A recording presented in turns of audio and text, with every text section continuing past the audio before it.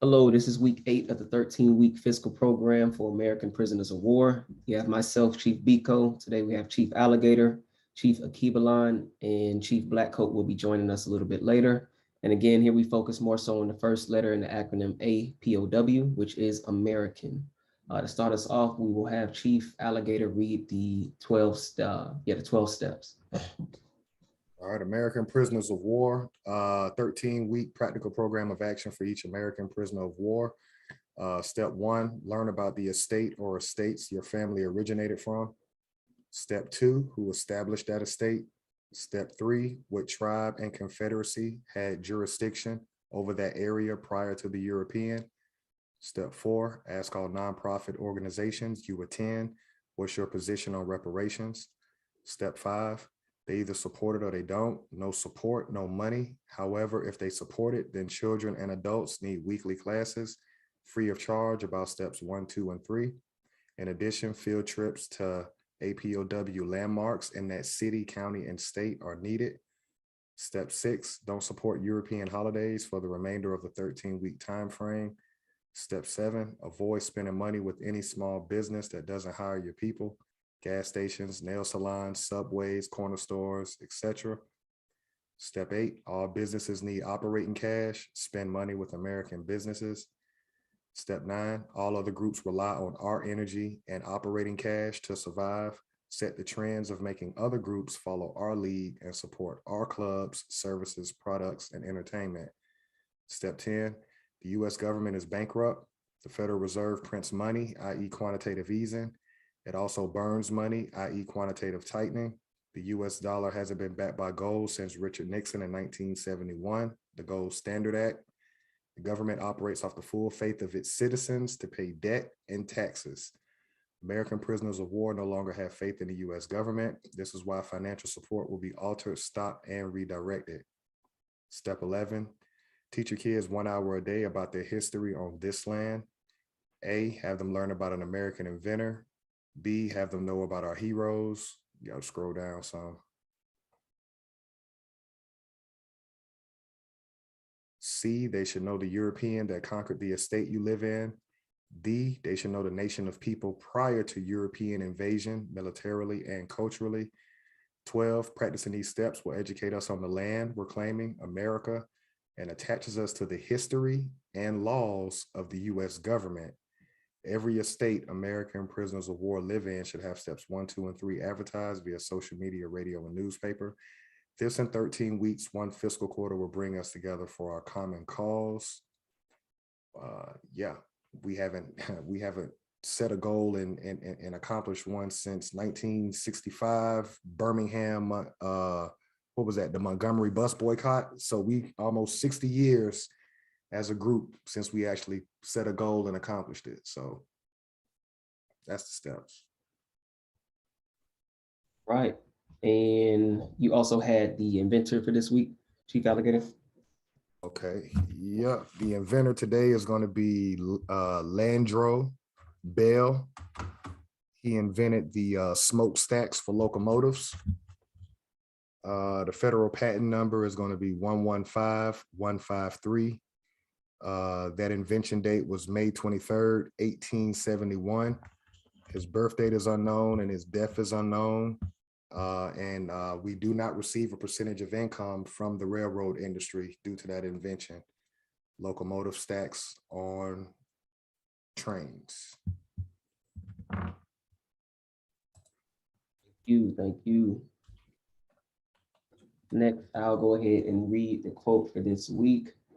This week's quote, I wanted to go with quote 8 from Dr. Carter G. Woodson. And that quote is, "In the church, where we have much freedom and independence, we must get rid of preachers who are not prepared to help the people whom they exploit. The public must refuse to support men of this type. Ministers who are the creations of the old educational system must be awakened. And if this is impossible, they must be dethroned. Those who keep the people in ignorance and play upon their emotions must be exiled. The people have never been taught what religion is, for most of the preachers find it easier to stimulate the superstition which develops in the unenlightened mind. Religion is such, religion in such hands then becomes something with which you take advantage of weak people. Why try to enlighten the people in such matters when superstition serves just as well for exploitation? And in this quote, Dr. Carter G. Woods specifically mentions preachers, but this can be for pretty much anybody who's exploiting our people. So one, the Congressional Black Caucus, anybody who's continuing to preach something different, especially nothing that is factual based or nothing that they can actually pull up as far as documents, goes for them as well. So we have a lot of these quote unquote preachers that are exploiting our people today. So again, this doesn't just fall on the preachers, but this falls on everyone who's pretty much exploiting our people for monetary gain and other gains. Next, we will have Chief Akibalan read the Maroon historical points, as well as the legal definitions. I'm gonna have you do the legal definitions first.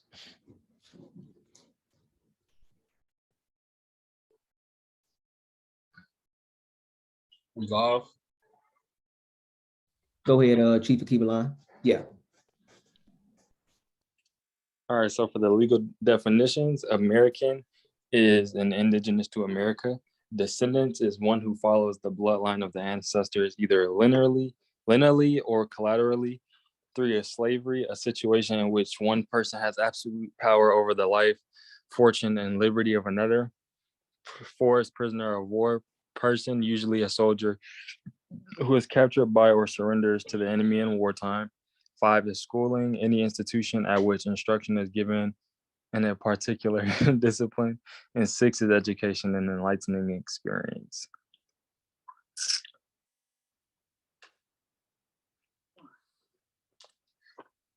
And then for the Maroon historical points, we have number 1 was a person escaping slavery, seeking freedom or breaking the law. 2, providing unity and a strong defense came first. 3, Maroon leaders were first and foremost military figures. 4, Maroons established guerrilla warfare, planting sharp sticks in thick grass. And 5, Maroons knew their European enemies' language, defenses, and plans.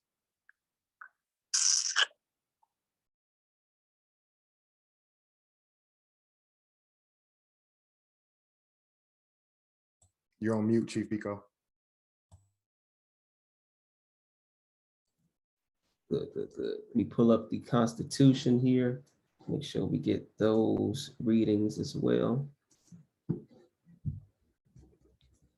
So if we go to Article 1, Section 10, no state shall enter into any treaty, alliance, or confederation, grant letters of marque and reprisal, coin money, emit bills of credit, make anything but gold and silver coin a tender in payment of debts.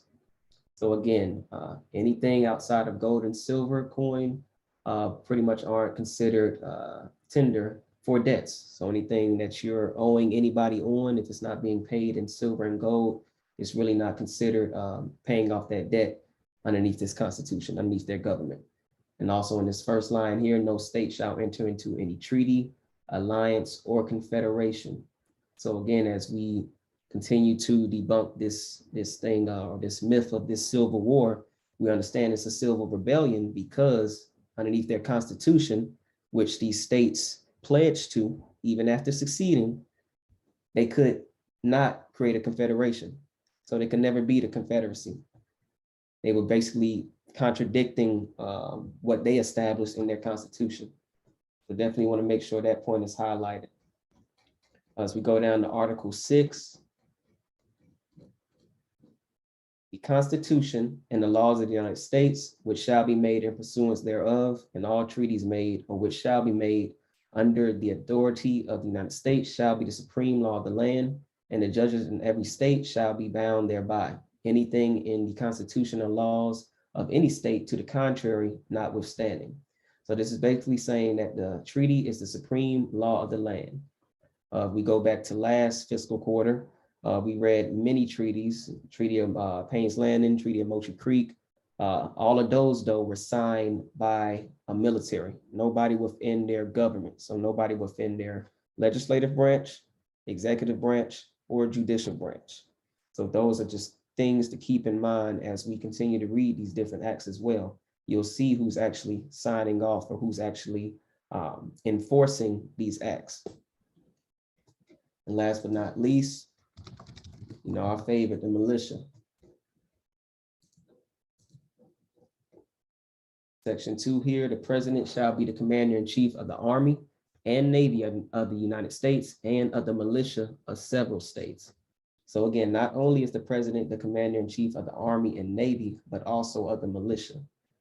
So again, anytime, any type of insurrections or any type of rebellions need to be put out, the president can call not only on the Army, the Navy, but also on the militia.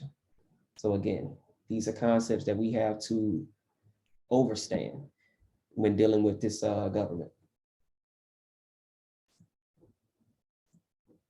Before we jump into the 1866 Civil Rights Act, definitely just want to give a brief overview of what we went over thus far. Went over section 1, 2, and 3 for the most part. Section 1, just to reemphasize, they were pretty much classifying or making a point of who they were specifically targeting or not targeting in regards to the Civil Rights Act. So as we, just a brief summary, they excluded Indians, which we know are the Americans. Indians being our family who moved west of the Mississippi into Oklahoma Territory. They excluded them, but nothing as far as in the wording said anything about Negroes, Blacks, anything that would even be remotely or specific to us, not even remotely, anything that would be specific to our group of people, the Americans that did not move west of the Mississippi. So that's basically what section 1 was covering as far as identifying those persons and identifying those rights that they would be given underneath this Civil Rights Act. They were saying that they would have all equal rights to white citizens. And this is something that is new in regards to their dialogue, because reading the 13th to 15th Amendment had no such thing as a white citizen. They mentioned race and color, but nothing specific to white citizenship. So as we read this document and as we continue to work it, we're understanding that they're not talking to us, for one, and that the people that they are talking to are the European slave and peasantry that came over here via boat, that were battling amongst themselves. Because again, they had their own nationalities, had their own identities. They were clashing heads. So wouldn't they need a Civil Rights Act as well if they're not getting along? So kind of just keeping that in mind as we continue to build on this Civil Rights Act. Pull this up here.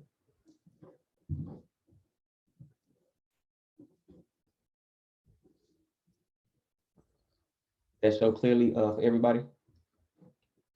Good, okay, cool. I believe you left off in this bottom sentence, so I'll start here where it says, but in all cases where such laws are not adapted to the object or are deficient in the provisions necessary to furnish suitable remedies and punish offenses against law, the common law, as modified and changed by the Constitution or the Constitution and statutes of the state, wherein the court having jurisdiction of the cause, civil or criminal, is held so far as the same is not inconsistent with the Constitution and the laws of the United States, shall be extended to and govern said courts in the trial and disposition of such cause, and if of a criminal nature, in the infliction of punishment on the party found guilty. So again, just to kind of briefly summarize what was being read in this section here, section 3, was pretty much explaining what would be the punishment if the rights given within this act weren't abided by the citizens, basically. So it was explaining, you may get a misdemeanor up to 1 year. I know that was section 2. And in section 3, they're basically saying how anybody who has been identified as not being in alignment with this act everybody would know within their district courts. So not only in their district courts, their state courts, as well as their magistrate courts. So everybody would know, it pretty much would be tagged, and everybody would know within that judicial system of what has occurred pretty much. So they basically were just outlining the judicial procedures that would take place in regards to the Civil Rights Act of 1866.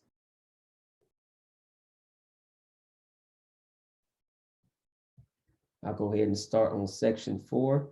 And be it further enacted that the district attorneys, marshals, and deputy marshals of the United States and commissioners appointed by the circuit and territorial courts of the United States with powers of arresting, imprisoning, or bailing offenders against the laws of the United States and the officers and agents of the Freedmen's Bureau and every other officer who may be specially empowered by the President of the United States shall be, and they are hereby specially authorized and required at the expense of the United States to institute proceedings against all and every person who shall have violated the provisions of this act.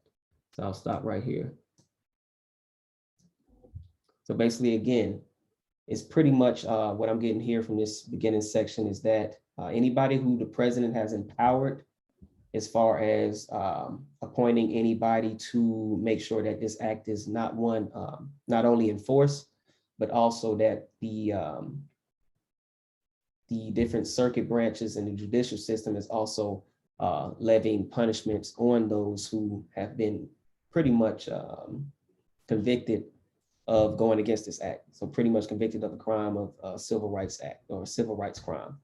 So what I'm seeing here is, again, just the president giving power to the commissioner, the agents of the Freedmen's Bureau, as well as, let me see. Like it just empowered the slave patrol. Pretty much, Yeah. pretty much that's what I'm getting here. Mm-hmm. Do what you want.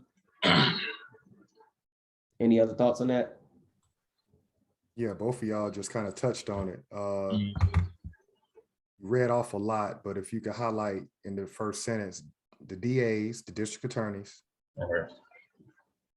and at very top, marshals, deputy marshals, and then go down to the commissioners appointed by the circuit. You can highlight all of that, yeah, and territorial courts of the United States.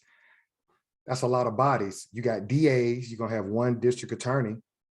You got marshals, which can go anywhere within the territory of the United States government, and then they're gonna have their deputies under the marshals, right?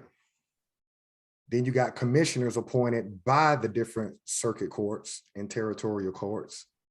They got the powers of arresting, imprisoning, and bailing you against the laws of the United States government. And then you got the officers of the Freedmen's Bureau, which comes under the War Department. So you got a whole bunch of heads that are going to enforce this Civil Rights Act of 1866. What Chief Biko said earlier is correct. This whole act basically just describes the court, the judicial branch. It just breaks down what the court's powers are going to be. So now you're seeing who they're getting ready to finance to start pressing charges on anybody who violates this act. Any thoughts Wherever on you that? left off at, Chief Biko, I'll pick up. Okay, right here on this act. So Were you about to say something? I was gonna see, Chief Akibalan, did you have any thoughts on that? Nah, what Chief Alligator just said basically was what I was going to say. Got you. Yeah, pretty much just empowered your slave patrol. And cause him and them to be arrested and imprisoned or bailed, as the case may be, for trial before such court of the United States or territorial court by this act has conscience or cognizance, how would I pronounce that word? Cognizance of the offense, and with a view of affording reasonable protection to all persons and their constitutional rights of involuntary servitude, except as a punishment for crime whereof, I think I skipped something. Yeah, you said constitutional rights, and then it's supposed to say constitutional rights of equality before the law. Of equality before the law, without distinction of race or color or previous condition of slavery or involuntary servitude, except as a punishment for crime whereof the parties shall have been duly convicted, and to the prompt discharge of the duties of this act, it shall be the duty of the circuit courts of the United States and the superior courts of the territories of the United States from time to time to increase the number of commissioners so as to afford a speedy and convenient means for the arrest and examinations of persons charged with a violation of this act. What? My bad. Right. So again, we're just going back to the powers this government is empowering the slave patrol system with. It's just pretty much telling you straight up. Let me go back where we're gonna go back. This basically just said, yeah, there's no racism except for da da da da da. Right, quote unquote. We can't have you as a slave except for these times when you don't do what we say. Right. Let me get back to where it said and cause here to be arrested or imprisoned as the case may be for trial before such court of the United States and territory as that distinction of race and color. Yeah, again, just empowering your court systems or anything within the court system to prosecute anybody to pretty much fall into involuntary servitude, which they'll be calling it here. Yeah, they're trying to play like, you know, the race game isn't a thing, but we always will know that's going to play a case into it. That's all I pretty much got. Let me ask a question based on what you read. We probably want to chop down. I know it's no periods in there, but you probably want to chop it down. If you go back to that first "and" after offense, go down one. Yeah, right there, where it says "and with a view to affording reasonable protection to all persons in their constitutional rights of equality before the law." Up until this point, we haven't seen where this group has been entered under the Constitution specifically. So I'm saying that to say it rhymes 1866 to 1966. Why did you have to have two Civil Rights Acts? This is the first Civil Rights Act. Then there should have been no need for Martin Luther King and a second Civil Rights Act. This doesn't apply to groups because we haven't read anything in the Constitution that specifically said anything about you. So that's our problem. We keep implying, we just take broad words like slavery and say, oh, that was us. Right. And so even if people, that's what we're proving at this point, even if people say, well, we were made citizens under the 13th, 14th, and 15th Amendment, well, then how do you explain another 100 years of senseless killing with no court cases? Why did you have to walk on the other side of the street and you couldn't look at a European in their face or you lose your life? How could they hang you after church on Sunday and nobody go to jail? Why did you have to drink out of colored water fountains, sit in the back of the bus, give up your seat if the bus, come on, y'all. Come on, what is that? What is that? If slavery was abolished, then what is that for the next 100 years? That's crazy. Military occupation, if anything. But like you stated, we're steadily trying to attach ourselves to these terms like race, color, slavery, involuntary servitude, just to fit within something that is not meant for us.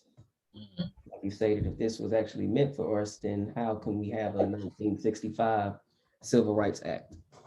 Right. How can we have a segregation, a Jim Crow, and these other different things if we were supposed to be made citizens within the 13th to 15th Amendment? It doesn't rhyme, it doesn't line up. Like I said, Martin Luther King coming into this picture and having to fight for civil rights for the persons that's not included into all of this, meaning us, the American.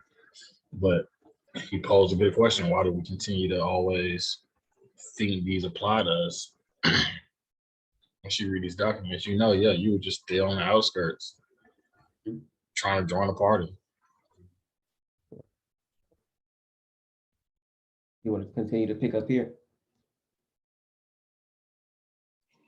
I think that's trifling. Was that you, Devon? So I just think that's trifling. Like it's just lies on lies on lies. It's like, all right, now it's like they keep trying to pull fast, and it's like, all right, now we can do this if everybody agreed to it, but just don't say nothing about them. And if we don't say nothing long enough, then they're not gonna really notice it. They're gonna think that they included too. Well, I don't think so. It's just all. I feel what you're saying, but again, it goes back to us just believing we're a part of the system. Again, I don't think most people gave a fuck about, oh, let's act and pretend. No, they knew exactly what they were doing. We the people. Oh yeah, true. That is. If you think that you're a part of this, yeah, we'll go day to day with you thinking that it's not until you realize, oh, they're not talking about us.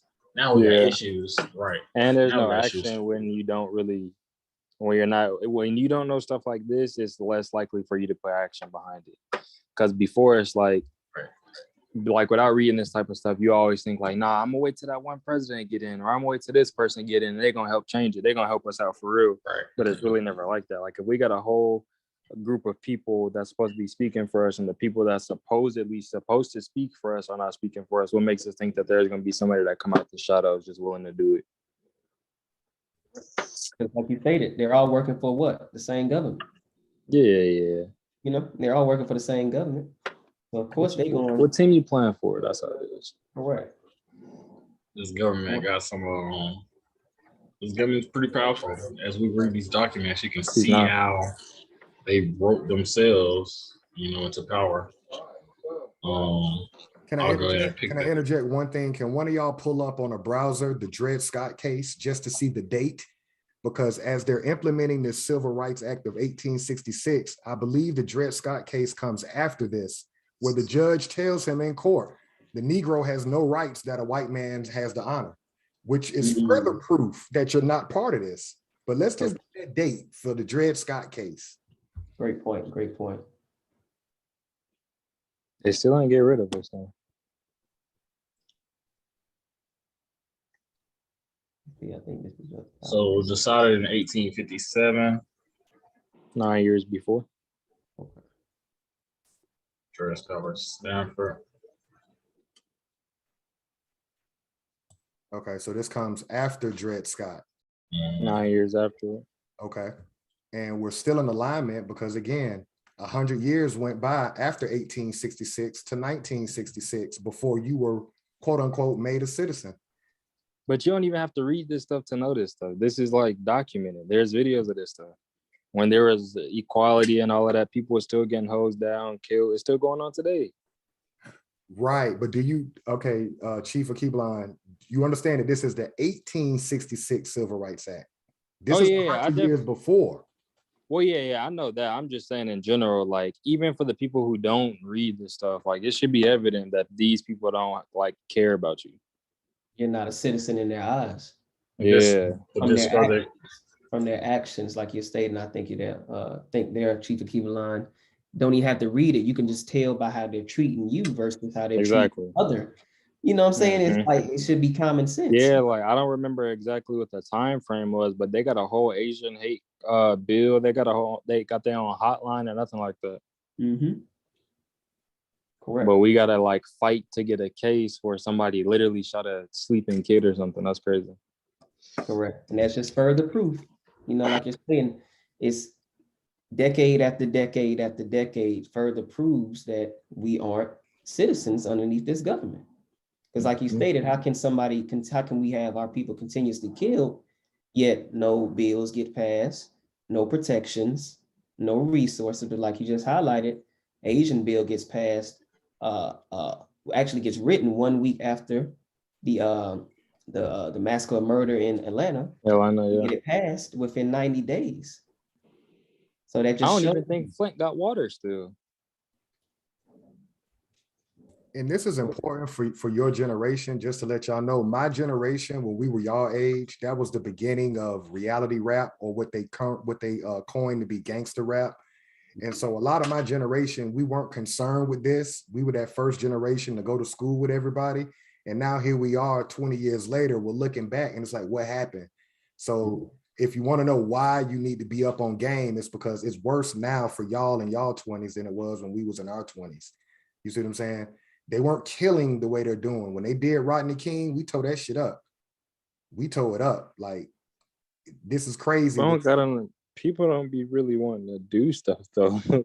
People, the internet has everybody just like wanting to say something instead of doing something or post something. Posting is what the fighting is these days. We do virtual riots and stuff. There is, of course, real riots, but there's not riots like it used to be. Like, it's not riots to the point where it's like, all right, you know, maybe we should just, you know, let these people get what they want. They kind of making it crazy for us. We're not making our money out there. I think we need to come to some type of common ground. They'll do something like everybody post a black screen, and then after 6 months it's gone. It don't matter no more. Correct. Back to Chief Alligator, this information is so important because, again, we grew up not knowing this. So being a part of this fight moving forward, to equip yourself to move forward, you will need to know exactly this. Again, we're still confused. Like I guess somebody just said, we're still not citizens of this government today. I mean, by the way it looks, yeah. I mean, you don't, like you just brought up Chief Keep Around, you don't have a hotline because somebody keeps calling you a nigga. So Nah, you feel me? You can't call them chinky eyes, you know, they can call somebody and then somebody might show up to your doorstep and lock you up. But you know, this information definitely moving forward. This is a part of being in the fight that we are having, you know, putting the information out for whoever to say, like, what the hell going on? And then it's like, oh okay. So again, just going back to what you were saying, you know, the internet is definitely full of whatever it is. Anybody with a personality, anybody on this platform called internet is, you know, you can go left and right, but that's all we try to keep, you know, in line with all this shit. It's just straight documents. I just actually, I truly believe, this may be naive because I'm young, but I truly believe everybody just like, if we figure out an actual plan, it would be a lot easier. And they've been trying for years, you know. But yeah, that's what I'm saying. If we actually figure something out to where we're all on the same page and it not be 25 plans with 1,000 different leaders, then we'll have some leeway. The only plan going forward now is, you know, to pretty much dissolve this government, however that can happen. But yeah, there is a plan. Not that we don't want to beat up this section for too long, but there is a plan, Chief Akibalan. The plan is to benign and neglect this group and starve it out. That is the plan. You have, like you said earlier, you have a Congressional Black Caucus. The plan is they've been ignoring you for 50 years. We're just now starting. Most of us don't even know who they are. So they've been able to get easy money and not do anything. But the plan is in effect. Erase us. No, I know they have a plan, and I know they have a system, and their system isn't broken, it's working. I'm saying we need a plan. Plan is though, we gotta sit. I'll say it. Nobody else want to say it. We gotta sit our ass down, we don't man. want violence. We want to do shit peacefully. You at a point where you can't do shit peacefully. Sometimes you need straightening. That's the point we at. I said it. We want to do everything but teach people how to treat us, including the people who look like us. That's the truth. Yeah, that's like if somebody keeps stealing your lunch every day, you're not about to say, bro, please, you know, last Tuesday, I know we had our differences. Please don't steal my lunch again. You're going to punch him in the face. We have for 50 years. That's Nah, I don't think we've been doing it to a certain extent for 50 years. I don't think violence has been happening every 50. I mean, all over 50 years. I feel like there's been a lot of peaceful protests, and I think that's becoming more the thing that the route people want to go to show that you can be peaceful. But I feel like that's just being docile. like you said, we've been showing that. We've been showing that since before 1965. So the peace is obviously not working. So like Chief Exactly. said, no, you gotta protect yourself. That's just being in line with nature. Yeah, like why would you try to be peaceful with somebody that's not peaceful to you? Gotcha. But I don't want to keep going because I can keep talking about this. That's just. I'm gonna go ahead and finish up section 4 there. All right. And such commissioners are hereby authorized and required to exercise and discharge all the powers and duties conferred on them by this act, and the same duties with regard to offenses created by this act, as they are authorized by the law and exercised with regards to other offenses against the laws of the United States. So pretty much right there, it says in that first, right after that, and such commissioners are hereby authorized and required to exercise and discharge all the powers and duties conferred on them by this act. So pretty much allowing or letting them know anybody wrote into the Civil Rights Act as far as a power, being empowered. Again, as such, commissioners are hereby authorized and required to exercise and discharge all powers and duties conferred on them by this act.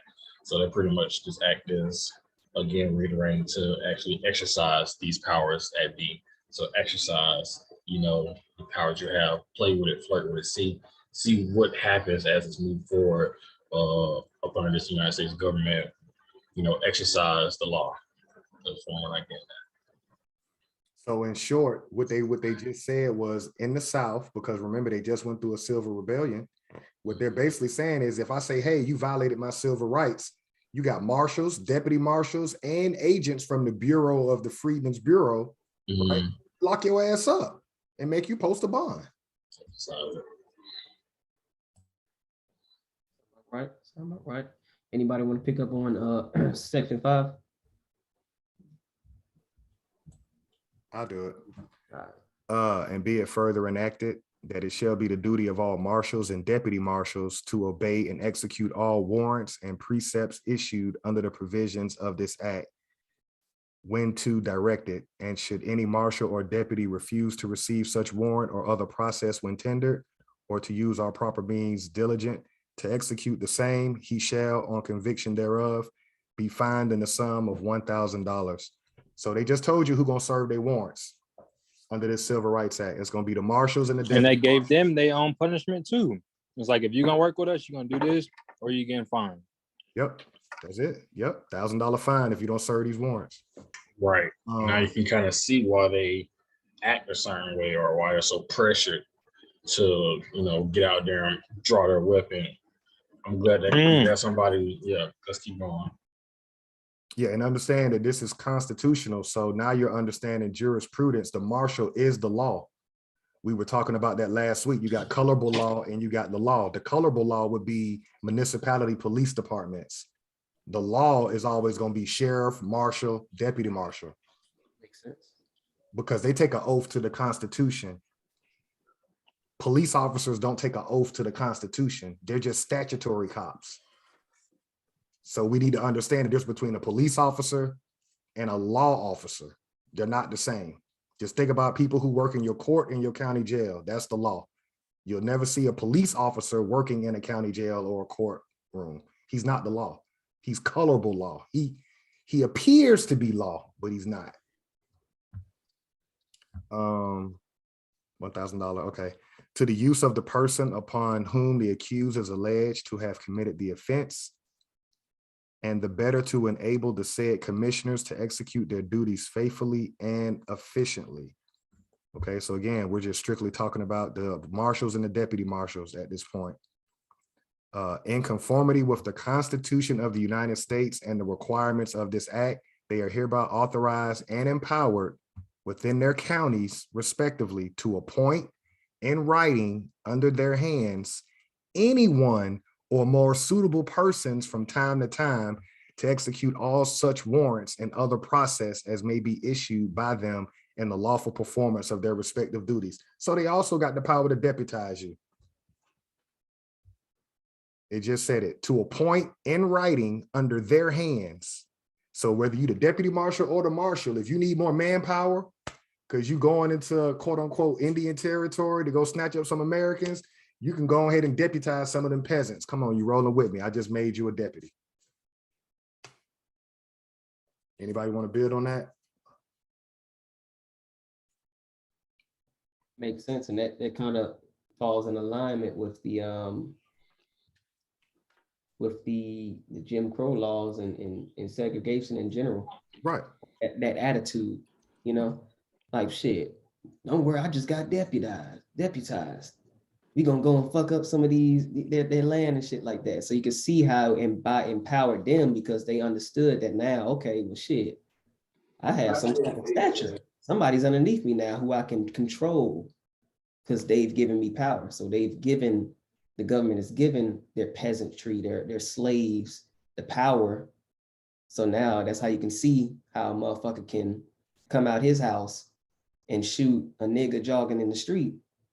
And that like, oh no, I'm good. So you can see the mindset that they have, and that pretty much just explained it to me right there. Or take it back to Emmett Till. Let's go back in 1950s. Mm-hmm. You looked at a European woman. That European woman runs and tell her husband goes down to the sheriff department. He deputizes everybody that's out there. It's a mob of them. They're ready to kill. Okay, y'all just can't go out and kill them as citizens. Let me cover y'all. Hold your right hand up, deputize you, and then they go out there, kill the young man. No charges. That's how we're reading now how they were able to kill you. Get away with it. Yep. All right. Anybody else? Pick back up, or did you want to pick up there, Chief, to keep it on? I'll finish. I'm gonna pick up. Oh, it's okay. Go ahead. It's go ahead. So right there. And the person so appointed to execute any warrant or process as aforesaid shall have authority to summon and call to their aid to summon and call to their aid the bystanders or posse comitatus of the proper county or such portion of the land or naval forces of the United States or of the militia. I'm gonna stop right there and then continue. What does that mean? Because I didn't get that.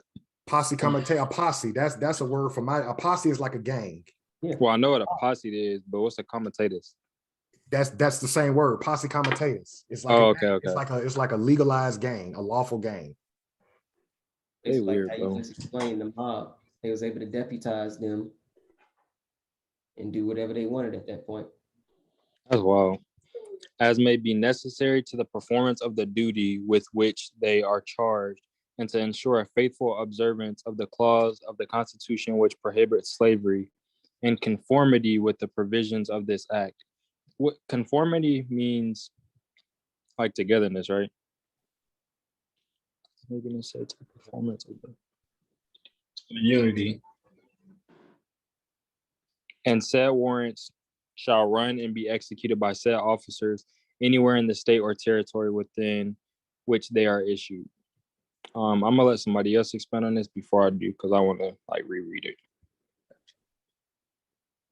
Pretty much just after or what you read from, I just got further detailing how they can deputize and pretty much have that mob.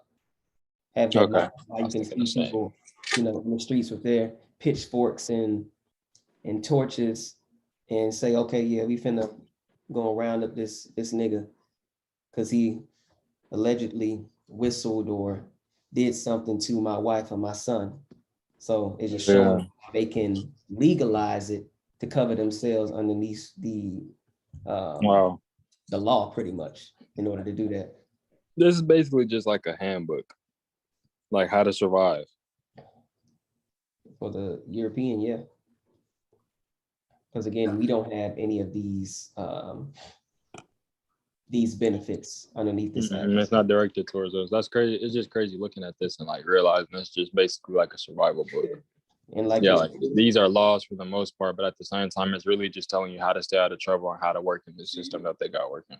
it's saying, it's showing you how to be a white citizen. So because these people, they didn't consider themselves color, but again, that white is a status. So basically what this document is showing how to be considered white, how to have that status. You can be sworn in, you can be protected. If somebody says X, then everybody's coming to find X, find this person. So showing that, this is what it means to now be American underneath this Constitution. Let me turn it another way, because I mean, all of y'all giving great explanations, but this is really just gangster shit. What Chief Akibalon just read, and the person so appointed to execute any warrant or process as aforesaid shall have authority to summon and call to their aid bystanders or posse comitatus of the proper county or such portion of the land or naval forces of the United States or of the militia. What they're saying is we will gang together to do violence on you. So we're back to what we were talking about in the previous section.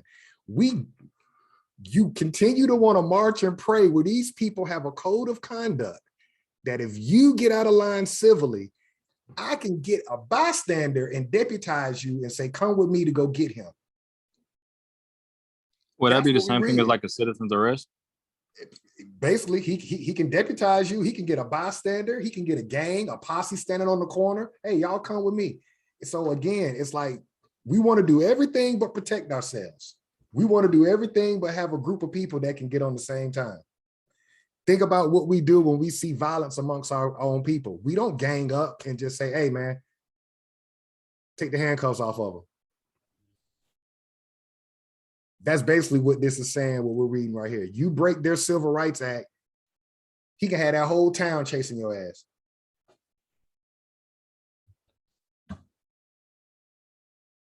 Just gonna throw this out there, you know, we're losing this war to literally the pen and the paper.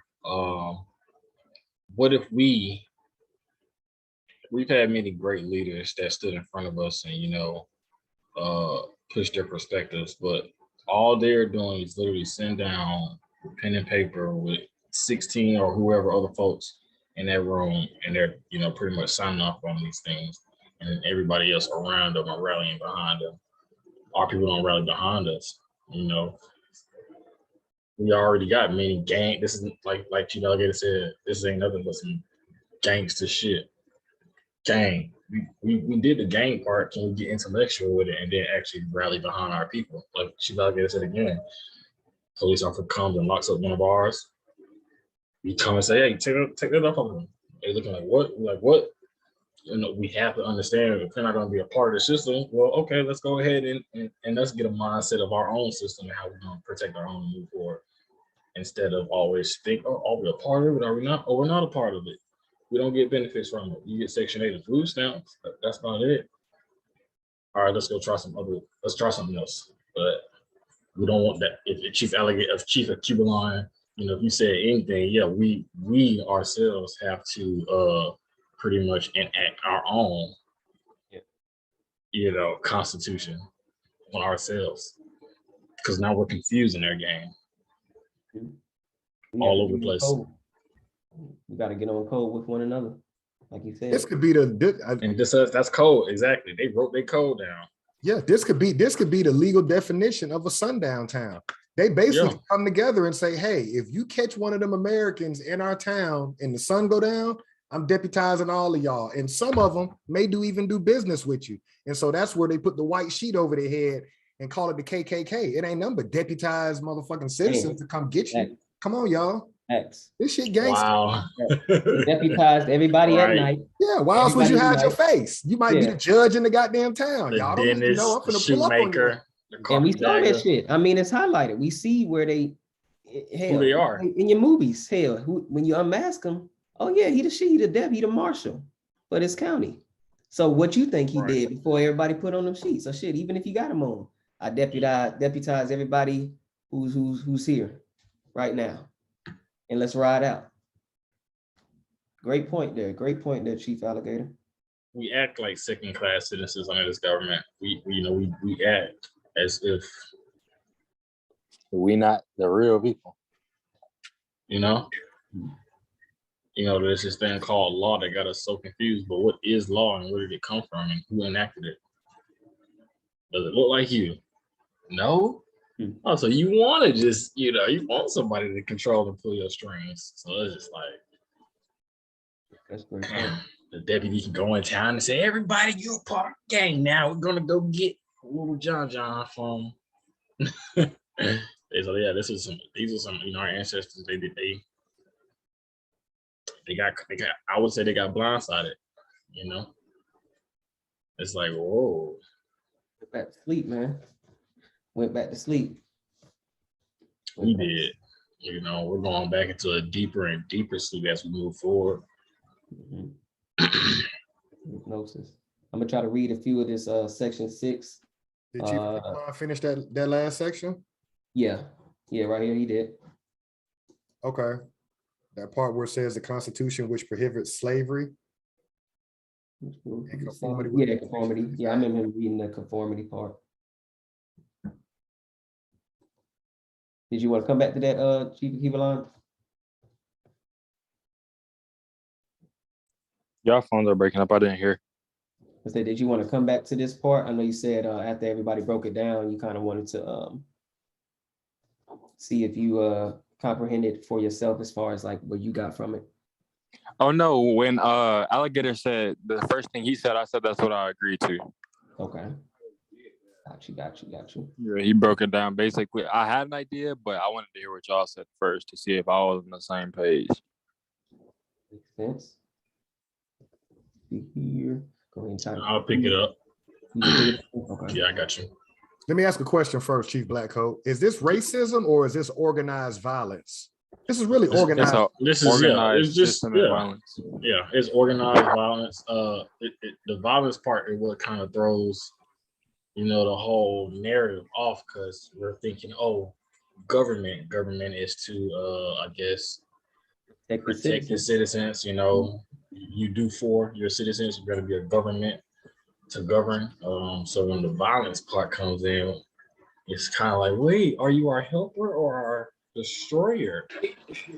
You know, we're playing games with ourselves. Section 6, and to be further enacted that any person who shall knowingly and willfully obstruct, hinder, or prevent any officer or other persons charged with the execution of any warrant or process issued under the provisions of this act, or any persons or persons lawfully assisting him been issued or shall rescue. You skipped the sentence. Yep. Could you follow me? Yep, thank you. The screen all bright, my eyes blurry right now. Context drawing up. Persons or persons lawfully assisting him or them for arresting any persons whose apprehension such warrant or process may have been issued, or shall rescue or attempt to rescue such persons from the custody of an officer,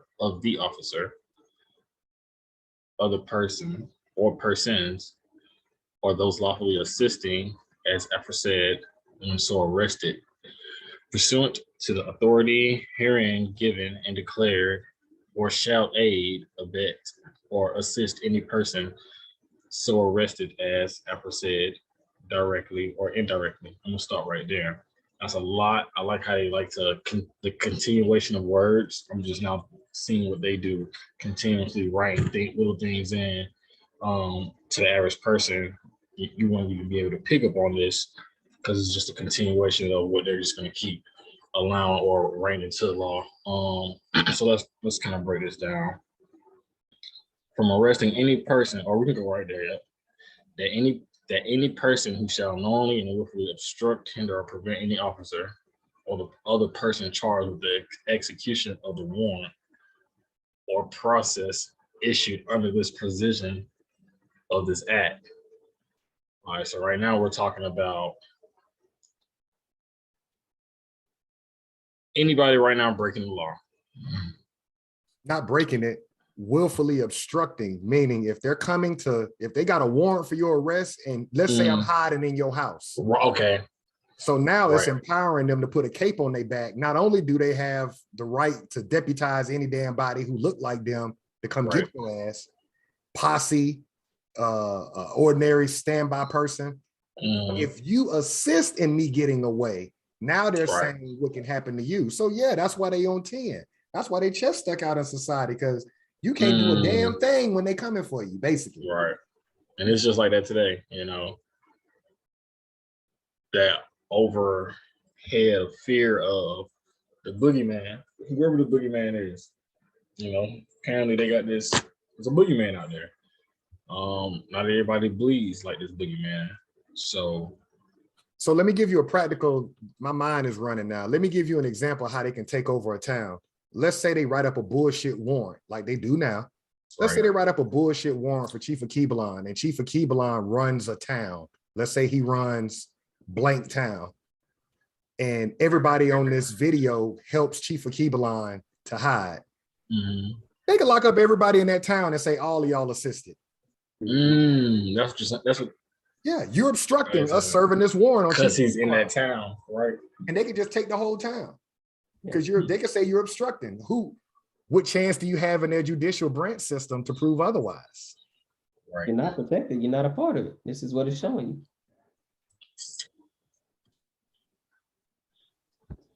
Mm.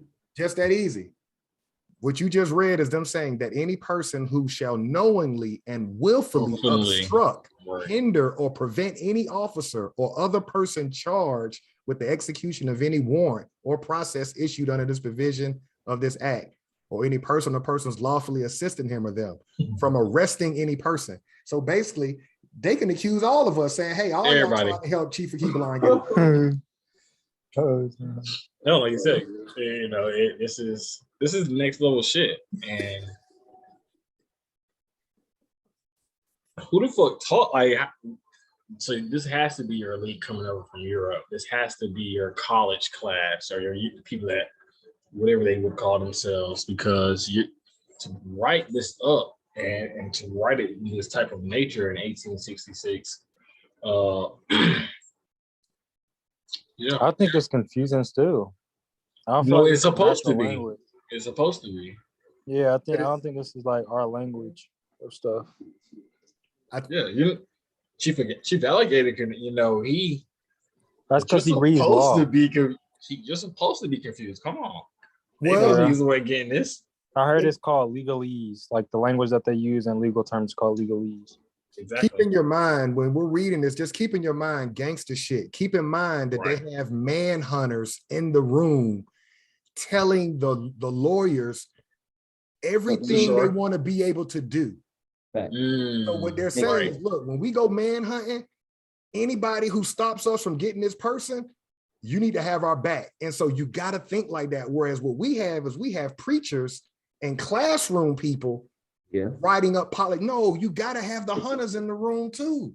That's all they're doing. They got their killers in the room telling them, if I goddamn go serve this warrant, you better have my goddamn back. Mm-hmm. That's all this shit is saying.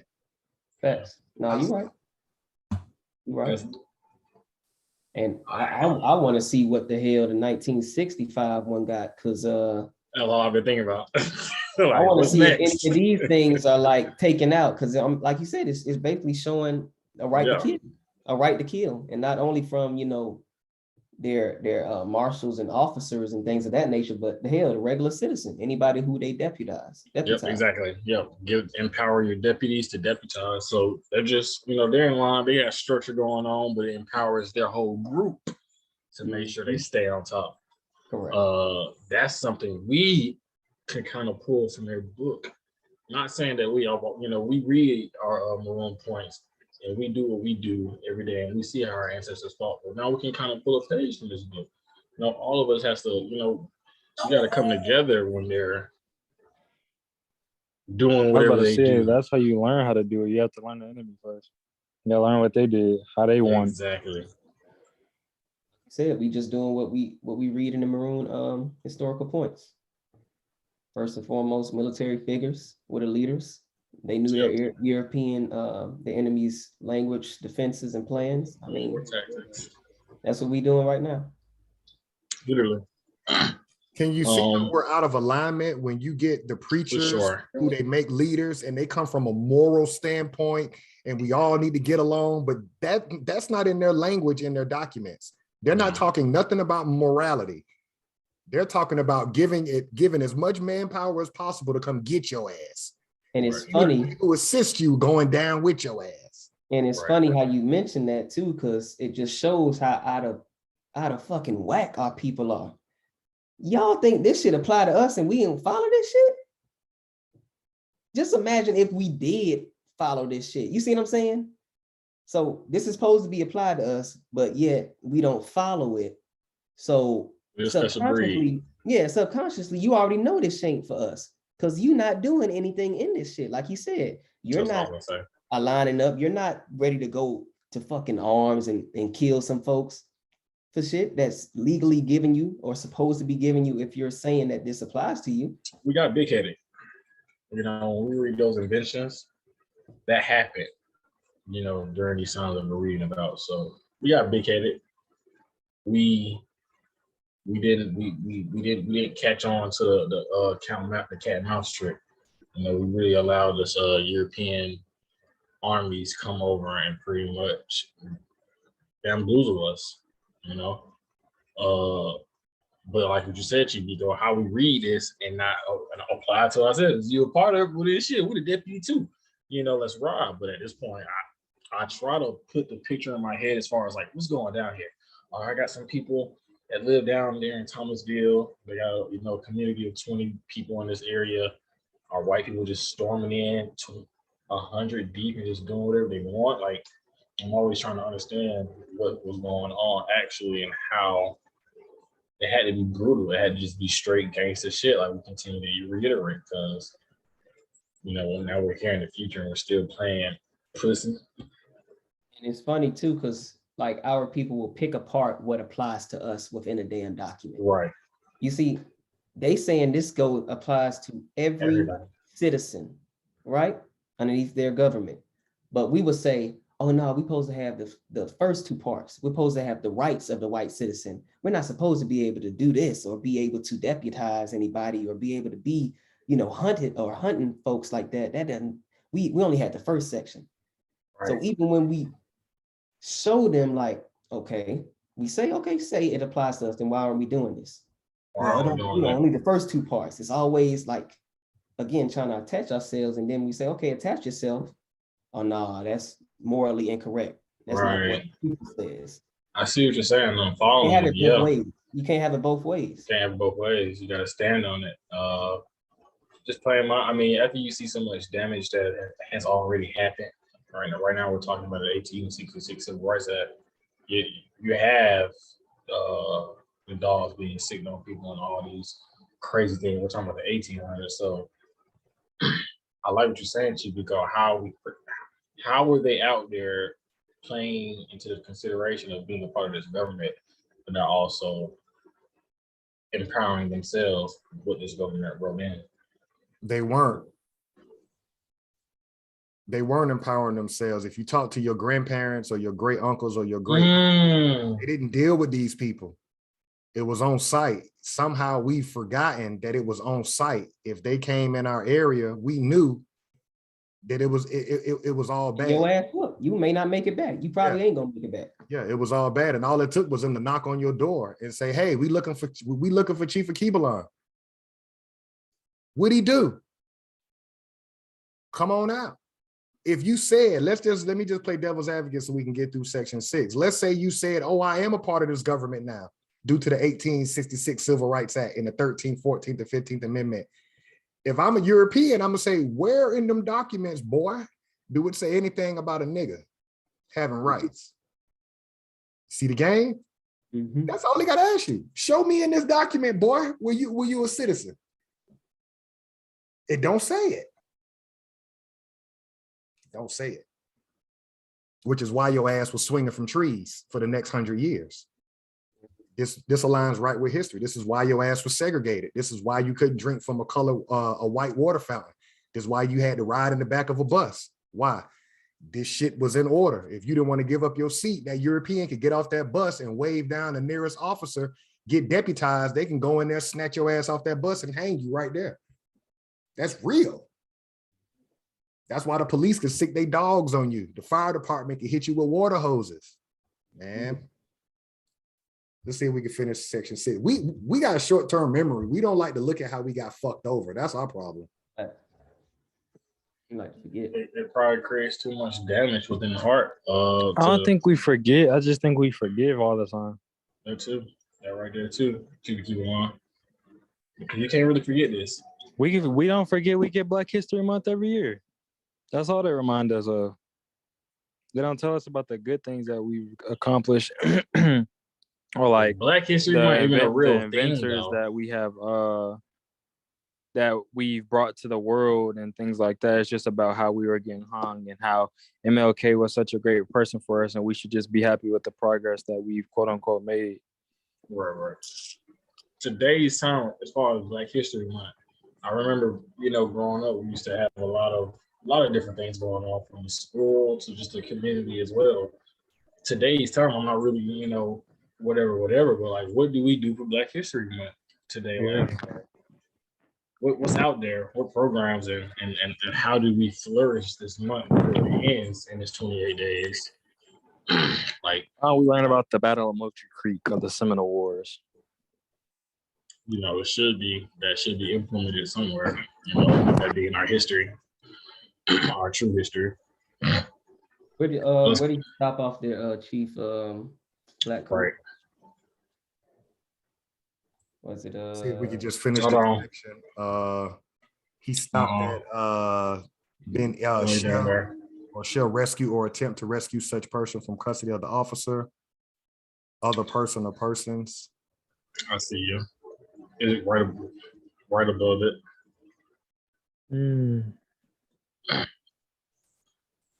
Okay. You have Or to shall- touch down. What's that, Chief Keeler? What happened? Oh, okay. I know we thought you said so. But okay, picking back up. Or shall rescue or attempt to rescue such person from the custody of the officer, other person or persons, or those lawfully assisting, as aforesaid, when so arrested pursuant to the authority herein given and declared, or shall aid, abet, and assist any person so arrested, as aforesaid, directly or indirectly, to escape from the custody of the officer or other person legally authorized, as aforesaid, and shall harbor or conceal any person for whose arrest a warrant or process shall have been issued, or as aforesaid, so to prevent his discovery and arrest after notice of knowledge of the fact that a warrant had been issued for the apprehension of such person, shall, for either of said offenses, be subject to a fine not exceeding $1,000 and imprisonment not exceeding 6 months by indictment and conviction before the district court of the United States for the district in which said offenses may have been committed, or before the proper court of criminal jurisdiction if committed within any one of the organized territories of the United States. So that was a lot. Anybody want to speak on that? I see you unmuted yourself. Yeah, they just very detailed in all the ways possible that you would help somebody that they got a warrant for.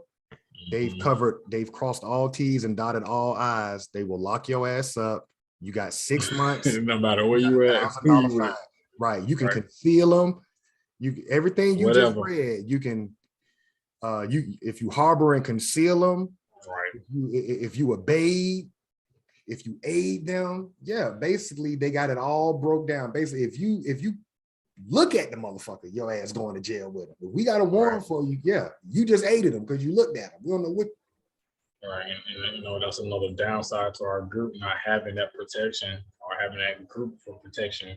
What's it called? Not you know, when an immigrant flees his country, he's looking for whatever. I forget the key name, but that's our group. We don't have anywhere to kind of run to and flee for when we get in trouble within this government and actually have real protection and then be court against court. We're just automatically falling up under that system that it'll never work out for us in the right way. Let me give y'all a real life example, especially Keith for Chief, well, all of y'all, because y'all need to understand how they run this system. Let's take that guy that got killed in Minneapolis a couple of weeks ago, Amir Locke, right? What we have to understand reading this document, once that judge signed that order for a no-knock warrant, that pretty much gave those deputies the right to kill him. Because they can always come back and say, hey, I followed your order. You gave me an order. You gave me a no-knock warrant. And so I executed it. You see what I'm saying? So how do you reverse engineer that as a person that's melanated under this system and keep yourself out of it? They only can see paperwork. So the way you reverse that is if a sheriff is in your face pertaining to a particular subject matter, you give him the document because he has to follow that judge's order. That's all he's trained to do. He's not trained to think. He's trained to follow a judge's order. You see what I'm saying? So we have to know this in order to keep your ass safe. Bottom line. In today's world, when he run your tag, if your tag say you got a warrant, he's doing exactly what this 1866 Civil Rights Act doing. He finna call for backup, and they finna come rope your ass off. And what you're pretty much saying is pretty much governing yourself, knowing the law and governing yourself correctly. I'm with you.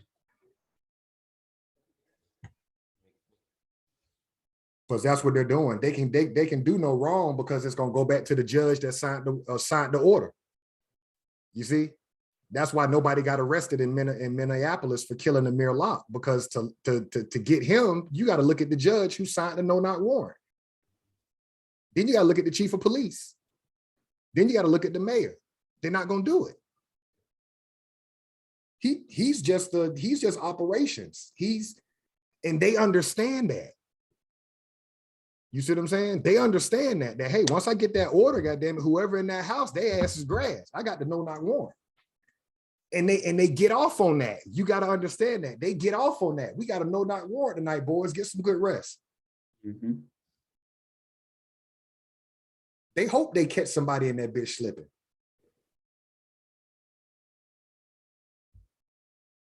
It's real.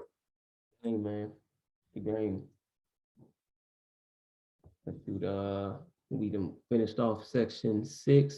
So we can stop here and pick up section 7 on next week. We got a few more after section 7. It's kind of small sections we got to read through. Yeah, should be able to finish it next week. Yeah.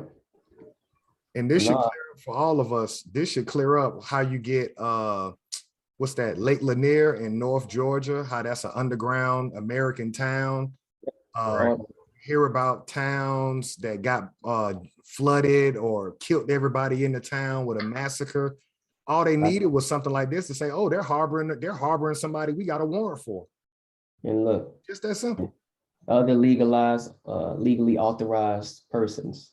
So again, not even actual officers, like you stated. We just appointed you. Hey, you can join us too while we go ahead and flood these folks out, rope them off, take their land, take their towns.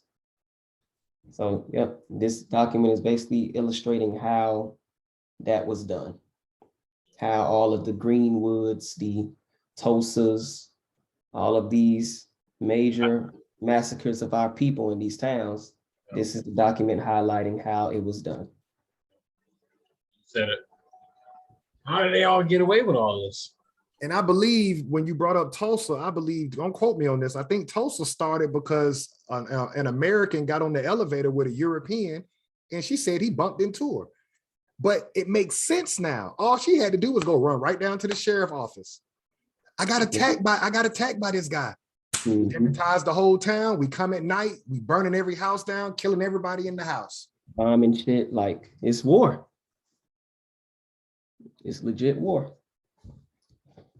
So Man, I'm just like,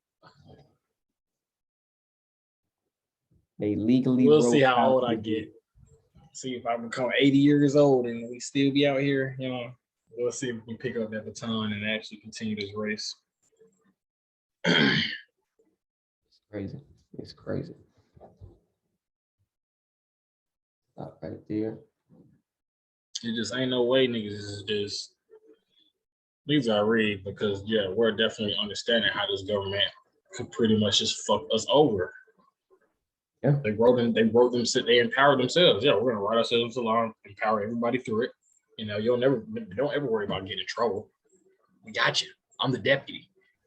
You know, so it's just fuck, man. We gotta catch on to these schemes. Really, like when she They talk about that in a sense in the Emmett Till show. It's an Emmett Till show. Yeah, and the Emmett Till show, that the same thing happened basically in the show. Of course, you talked to the white lady, but she didn't even tell her husband. Some of the people heard about it or whatever. Basically, the town spoke and they deputized everybody in the town to basically go find and get him too. That's what happened with the manhunt. They beat him to death. So did this act apply to us, or did it empower the everyday peasant that came from Europe? It empowered the everyday peasant that came from Europe. It gave them status under the government. You know, we walking around and we'll wear a t-shirt talking about civil rights. Yeah, Did you actually read the Use. document? Right, you know. And like you said, yeah, and that goes for everything we've read thus far. Freedmen's Bureau. Did you actually read that document? Why you think we supposed to get 40 acres in a But see, that's how they win on us. You know, it's just not starting to hit us or hit me on how we lose. You don't read it. Don't read. As soon as I'm get past, we should all be like, oh, that didn't say shit about us.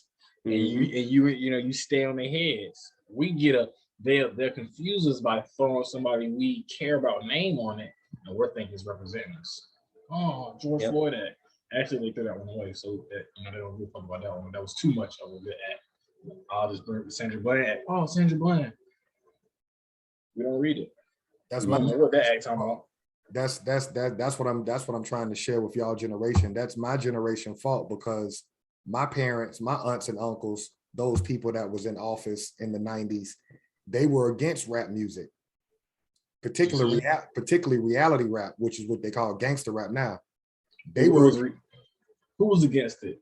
Dolores Tucker, a lot of people. Right, people ain't right like us. They were like, no, but we were that first generation to go to school with everybody. So we would listen and learn about what happened in the 60s, but we're competing with these people in sports and football, basketball, track. We're watching them. So we don't see them the way our parents saw them. Right. So hip hop culture, I grew up on it, meaning my first tape was Run DMC, Raising Hell, and Beastie Boys. Do you know how empowering that is to hear 20-year-old black men, Public Enemy, hearing these voices early in life? You're never afraid to stand for yourself or represent. You see what I'm saying? But then it turned when the reality rap came, or when gangster rap came. And again, I'm not knocking gangster rap. I'm just saying I can look back now as a middle-aged person and I can say, damn, I see the damage it did, because the energy we spent in memorizing the music, we disconnected from what this system was doing. So Joe Biden was able to do a 94 crime bill and lock half my generation up. You see, and then we go right back and vote for him a year and a half ago because we're clueless. And so here we are now. They know that we're mentally dead. I hate to say that, but it's like we're mentally dead at this point. And so now you even got immigrants, undocumented immigrants don't even have respect for you, because they even pay attention to what they're going to get from this government. They watch laws. Yeah. We don't even watch laws. Just entertain us. And that Brian Flores situation is a prime example of, here this man was a head coach and he filed a class action lawsuit so that more people who look like him can get head coaching opportunities. Everybody in that league should have signed on to that action, but because they didn't, now he's got a job as a linebacker coach. So he took a demotion for standing up for y'all, for us. And in turn, when they looked at their viewer numbers for the Super Bowl, you got niggas talking about that was the best performance ever. So yeah, they're like, yeah, them niggas don't want to own nothing. They don't want to be serious and really run something. These niggas just want to play. And that's how you get treated. No, but that's real talk. Treat us as such though. Treat us as because such. we are doing that. We are. Yeah, greatest. And I mean, I hate being that guy that can just be like, damn guys, Brian Flores is getting fucked over right now. Let's kind of stay together and turn this off right now so we can show them, hire some niggas in there. No, here's Mary J. Blige, 50 Cent hanging upside down, lose our minds. But what hurts me the most is we can't even afford those Super Bowls. So who do you think they performing for? There ain't no niggas in the Super Bowl. You got LeBron James, people of that stature, but the average Negro, you ain't want nobody in the Super Bowl. But you got to see the chess move. The chess move is he wanted more head coaches. Right. They turned it in less than 30 days and gave him a job. Less than head coach. Less than head coach. Less than head coach. I got bills to pay. Well, so nobody rallied behind me. I tried to run with you niggas. Gotta sit his ass back down. I mean, So now we ain't got to hear about that for another 20 years. We don't have to hear about these niggas talking about why they not head coaches, because here's the second chance in 5 years. Colin Kaepernick, Brian Flores, you niggas just want to party in the middle of a goddamn pandemic. Give them what they want. Don't even complain no more at this point. Well, Yeah, don't even complain no more. When Mike Tomlin gets fired, because I think he's the last black head coach. He will get fired.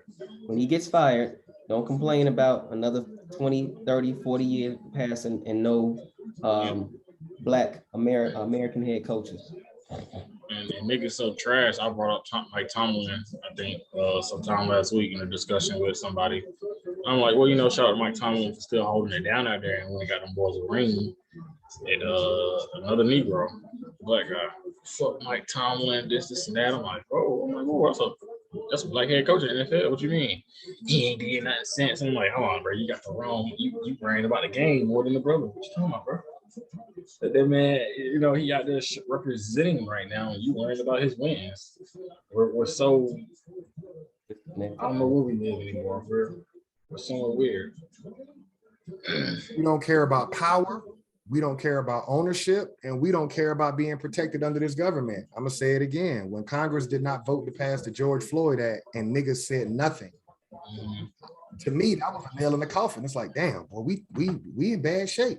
Because what the fuck was 2020 for? Right. You did that to get protection from the federal government and against their police. No laws change. And 3 murders have happened in the state of Minnesota. George Floyd, Dante Wright, and Amir Locke. No federal protection. Wow, we forget. So you look at the trend is obvious. And so the people that they put on pedestals, they can pontificate, they can talk about it intellectually and make it sound good. The reality of the matter is, we have to do what every other group of people on planet Earth do. You have to have a protection group. That marching, that praying shit, all it's doing is getting you killed. The family is getting money. You know, we'll say that. The family of the deceased person, they may get a sip, they may get a bag, but they're gonna put a gag order on you so you'll never say nothing else about it for the rest of your life for them to give you the bag. That just shows you how fucked up our mindset is too.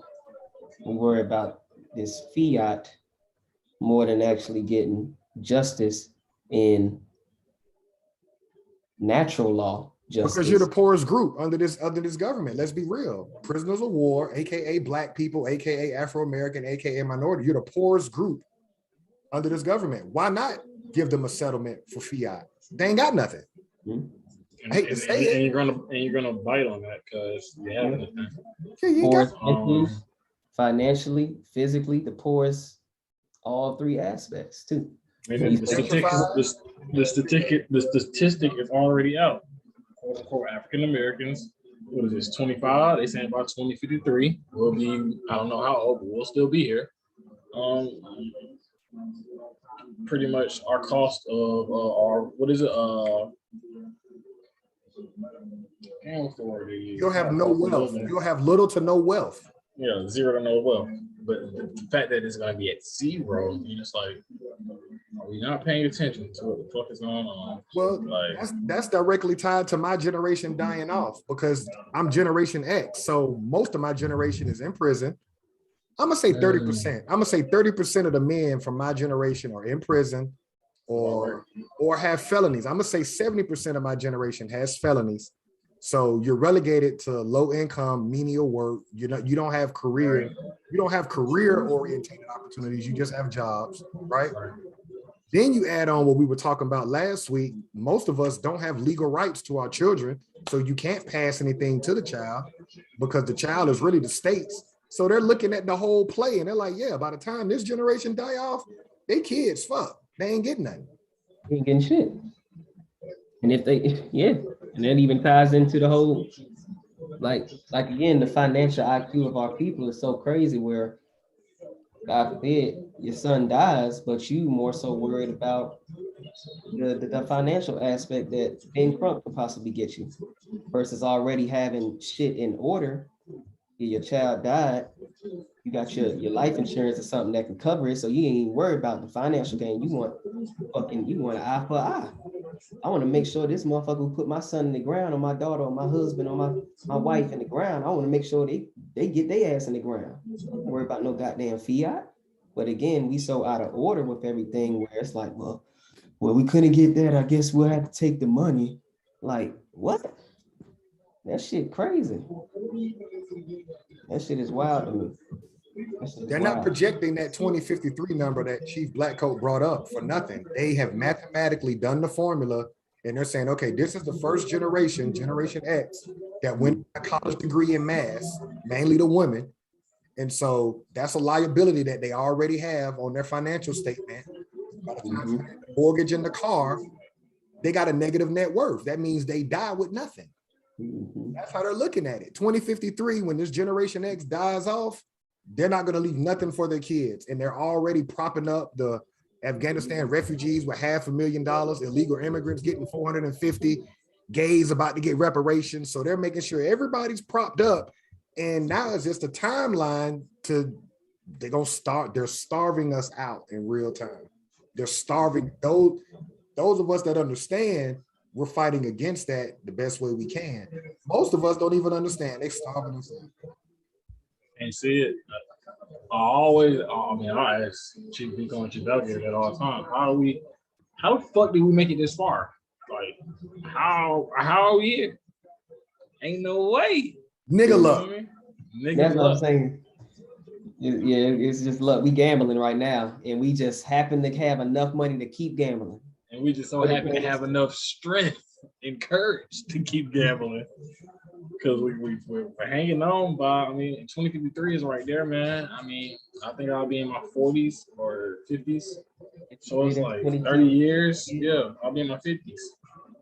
And, my entire group is worth zero. Zero. I don't even know what that is. You're there now. You don't run anything. Look around your neighborhood, drive around your city or your county. Look at what you see there now that you run. You don't run anything. There is nothing right. Immigrants have industries, gas industry. Any gas station you stop at outside of racetrack and Quick Trip, them the only two gas stations hire your people. Everything else is straight Indian. People ain't hiring. Them people got money. Them people ain't got to go vote. Them people can go buy that goddamn politician. Your po ass out there marching, talking about no justice, no peace, no racist. Everybody on the TV, everybody at home looking at you like these fucking niggas. We need to get rid of them. And I hate to say it like that, but that's the propaganda through television. No, seriously. It's like, let's get this to be the new normal. They get it costs too much. Let them march. Right. Yep.